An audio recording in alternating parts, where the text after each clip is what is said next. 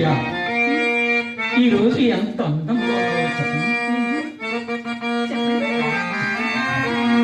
ఆరజనీకరము కనరూపము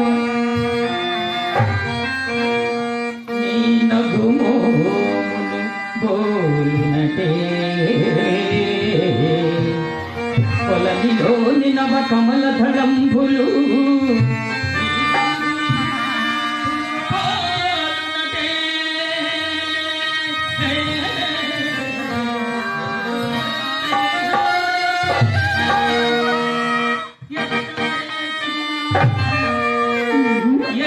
చూచిన నీ రూపమదే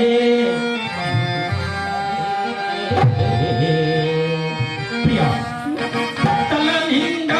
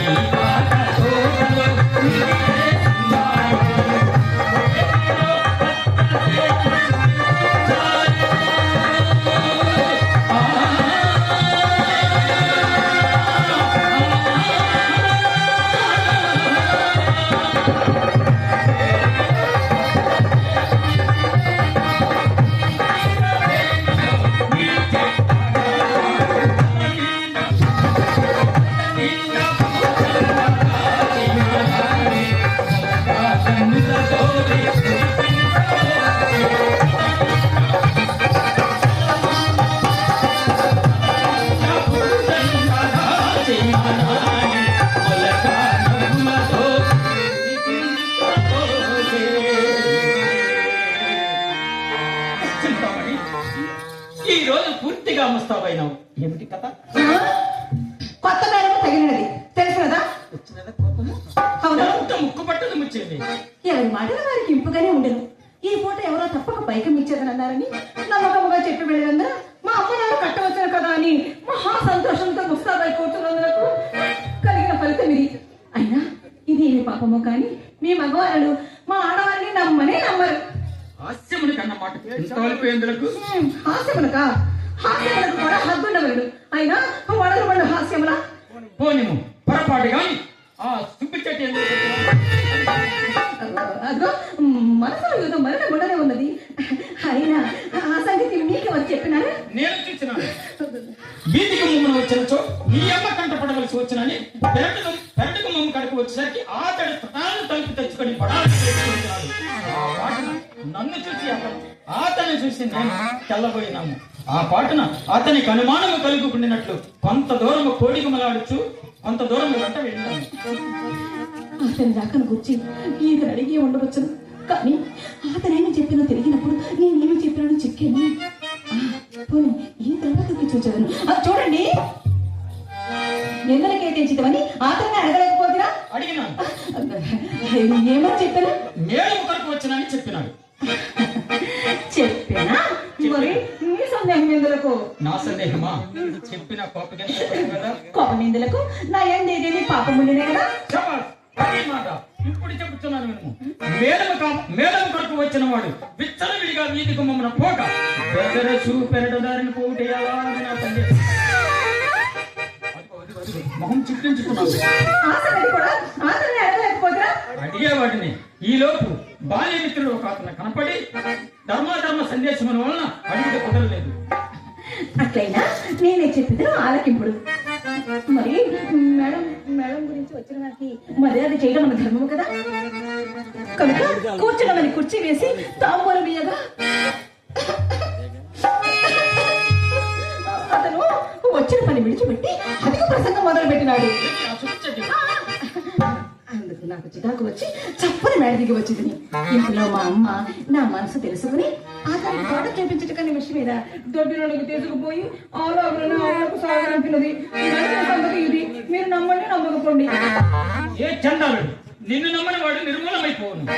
నీవు నాతోడును ఎన్నడును నలుసంత అబద్ధమాడవైనయే కదా నా నమ్మకము. మీతోడని కాదండి, నేనెవరితోనూ అబద్ధమాడను. నేను ఈ కులంలో పుట్టవలసినది కాదు. చిన్నలు పెద్దలు నన్ను శ్లాఘించుటకు ఇదే కారణం. సందేహమేమి? నేను ఎన్నిసార్లు నిన్ను శ్లాఘించలేదు చెప్తామని.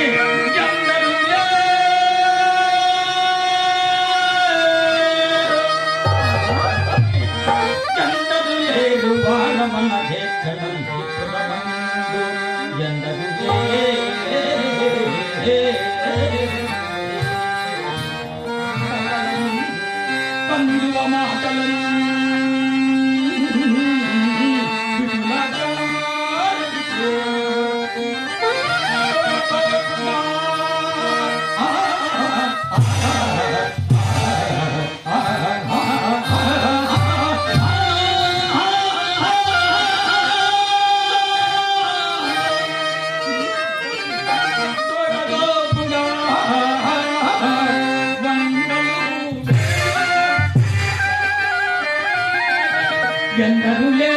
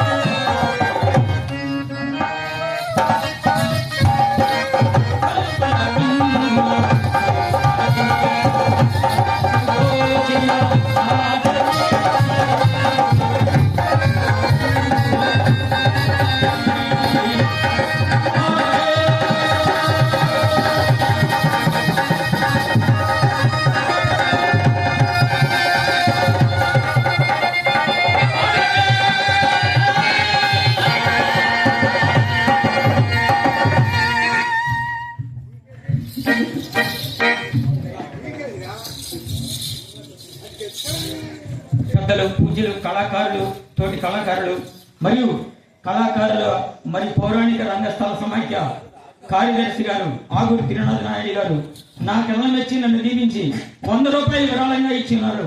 వారిని వారి కుటుంబాన్ని శ్రీరామచంద్రమూర్తి ఎల్లవేళ కాచి కాపాడిగా కానీ ప్రార్థించున్నాను. ప్రముఖ కళాకారులు, అనేక పాత్రలు పోషిస్తున్నటువంటి సీనియర్ నటులు త్రినాథ్ గారు నన్ను మెచ్చి నా కళను ప్రోత్సహించి 100 రూపాయలు ప్రజెంట్ చేస్తున్నారండి. వారికి నా హృదయపూర్వక కళాభివందనాలు తెలియజేస్తున్నాను.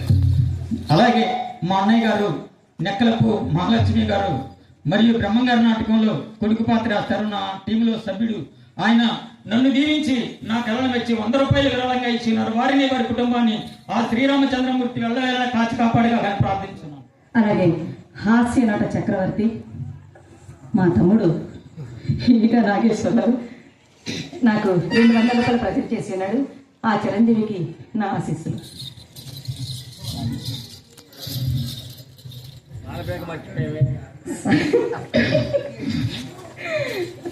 కళాకారులు, కళా పోషకులు సాల్మన్ రాజు గారు నా కళ్ళను ఇచ్చి నన్ను ఆశీర్వదించి 100 రూపాయలు ప్రజెంట్ చేస్తున్నారండి.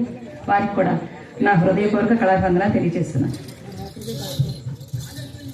ఆంధ్ర క్రైస్తవ నాట్య మండలి ఆర్గనైజర్ గారు ఆంటోనీ గారు కేసరపల్లి వాస్తవ్యుడు వారు నన్ను ఆశీర్వదించి నా కళను ప్రోత్సహించి 200 రూపాయలు ప్రజెంట్ చేస్తున్నారండి.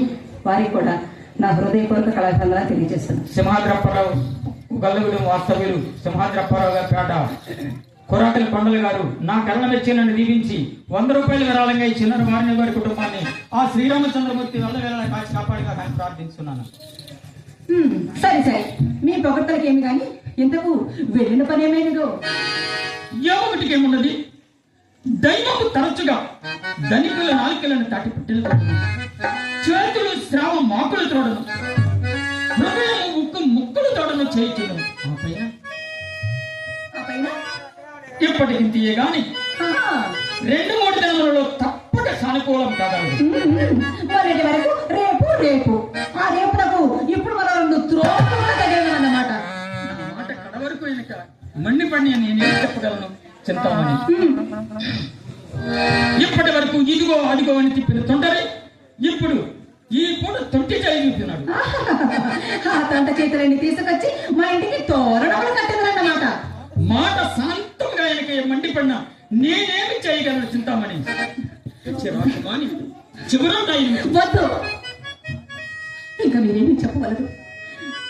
20 దినముల నుండి విని విని నా ప్రాణము విసిగినది. మధ్యాహ్నం మీరు వెళ్ళింది మొదలు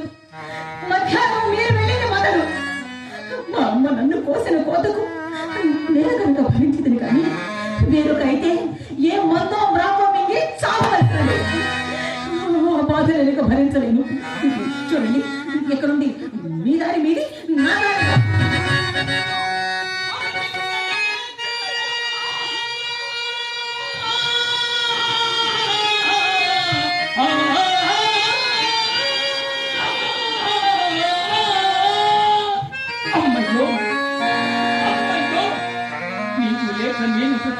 చింతామణి.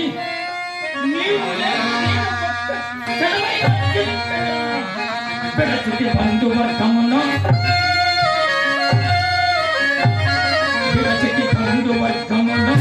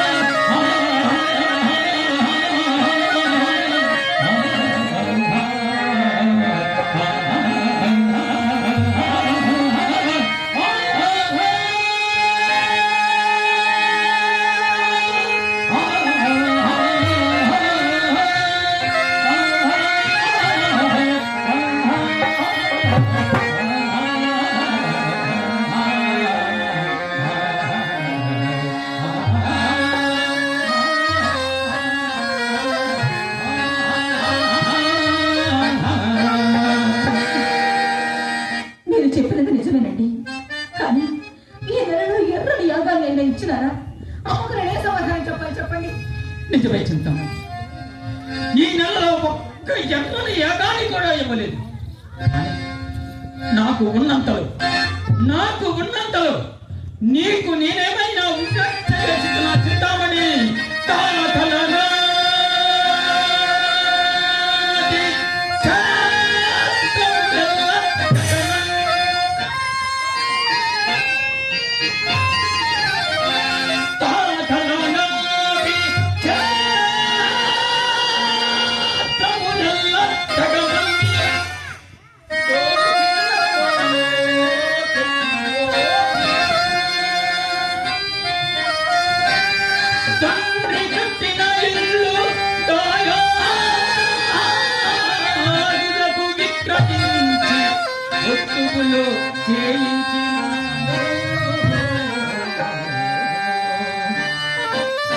కొత్తవారిచ్చిన అంటు మామిడి తోట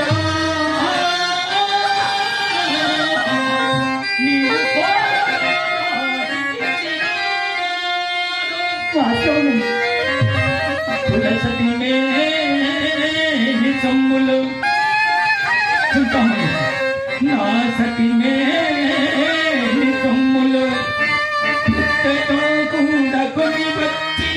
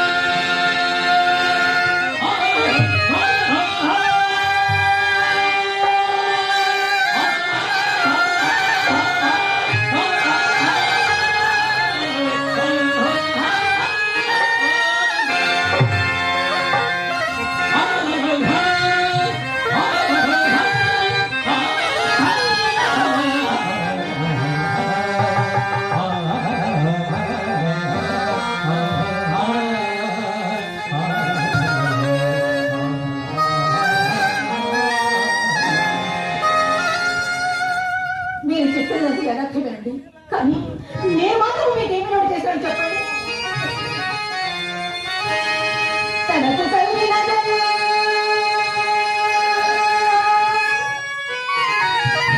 తనకు కలిగినదెల్లా భారమోసిన ఎత్తి సీతాపతికి స్వస్తి చెప్పినాను.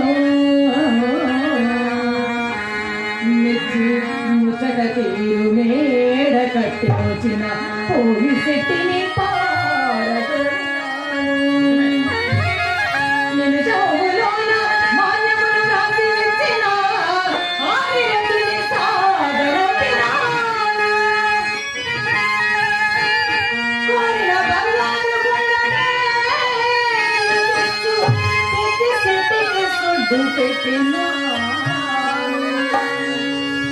సరసులు చెలరేగే చిత్త